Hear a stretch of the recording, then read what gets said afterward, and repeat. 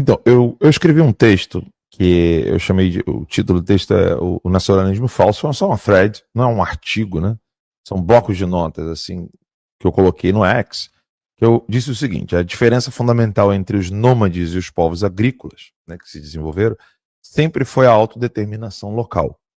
Não há como desenvolver uma sociedade próspera sem esse princípio essencial. Ou seja, eu vou ler depois os outros tweets. Toda vez que uma sociedade conseguiu se desenvolver, ela primeiro teve que assumir essa identidade de dizer: esse lugar é meu. Então um princípio de autodeterminação local, que quando esse princípio acaba, essa sociedade ela fica vagueando por aí.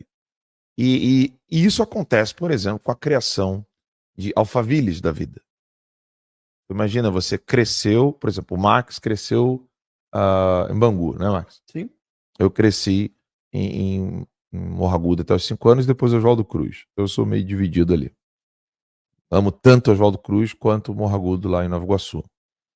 Ao invés de lutar contra o que está destruindo o ambiente no qual eu nasci,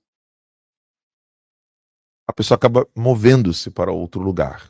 Esse é o princípio do nômade.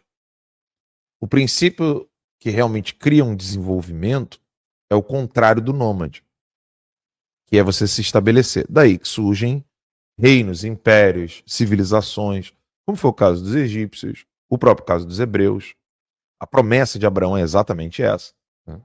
Enfim, e óbvio, o Império Romano, depois os reis católicos que se converteram com a queda do Império Romano.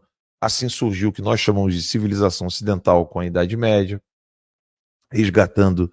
Eu até me recuso a usar o termo Idade Média, né, porque a palavra média aqui foi colocado proposital para chamar de medíocre, né, porque os iluministas diziam que tinha uma nova era de luz e sabedoria e razão, tentando resgatar algumas coisas do pensamento clássico da Grécia e da Roma antiga, e aí eles disseram que tinha um meio termo ali medíocre, e eles chamaram isso de Idade Média, o que não é verdade quando você estuda profundamente tudo o que aconteceu naquele período.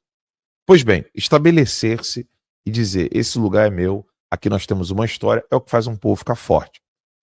Esse sinal, claro, fica visível, por exemplo, quando você vê qual é a identidade que o carioca manteve e segurou nela para poder se orgulhar da sua própria história. Nenhuma.